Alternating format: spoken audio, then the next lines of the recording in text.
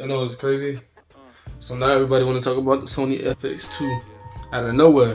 Before a week ago, it was they used what FX3 Mark II talk. Now there's that FX2 in the building in the air, and people kind of going crazy because they feeling a little bit disappointed. We're gonna get right into the video. So they saying it's gonna be a A7 IV or A7C2 repackaged into a FX3 body. We talking you know, the same great aluminum, you know, very high build quality build, that tank build, but with the 33 megapixel sensor from the A7R4 that allows you to shoot up to 4K 60 at a 1.6 crop. It sounds kind of crazy. We shooting on the A7 IV right now, but having that inside of an actual FX3 body would mean that technically, well, if we're going based off of like what we had in the past, no fan. I mean, which means it will have a fan in it. So that would limit all the, you know, because the biggest thing with the A7 IV was the actual overheating with the camera. And the A7C2, that was the biggest thing with them. So having a camera that can actually compensate with that finally would be kind of cool. And this will technically be like a new hybrid kind of. It's weird. I don't know. This is all rumors and all speculations, but this seems like a replacement for the A7S III, which I already said a few years ago that they was going to discontinue because they already had the FX line and they had the A7 IV line.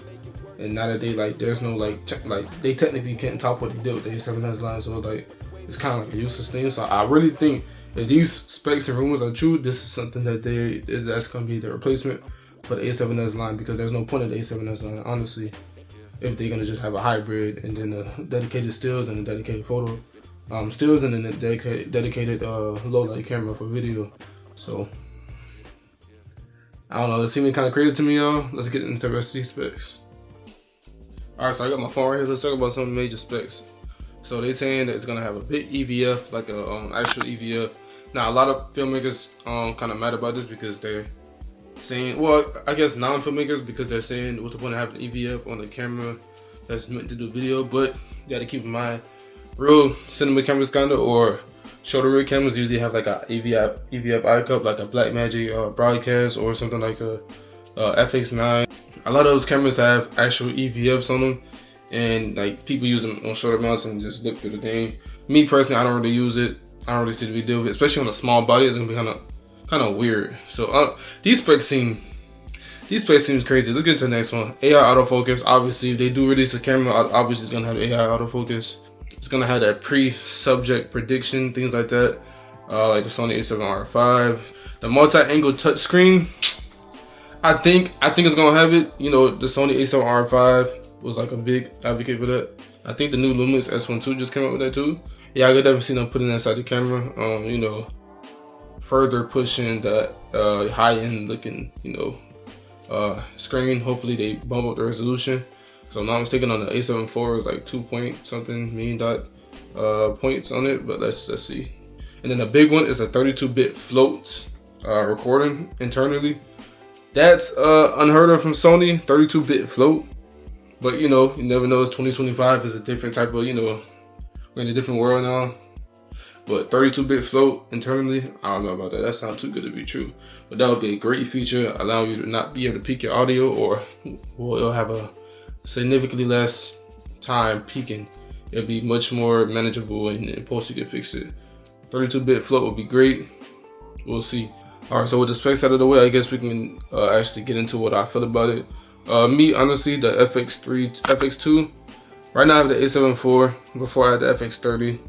I like the body of the FX30, and I like the fact that it didn't overheat, but it was crop sensor, and it couldn't do photos. I do a lot of photo. I got the A7 IV. In my opinion, it technically is better in every aspect except for overheating, and because the image quality is crazy. You get a 7K upscale to 4K on the A7 IV, and the FX30 was, if I'm not mistaken, it was 6K oversampled to 4K.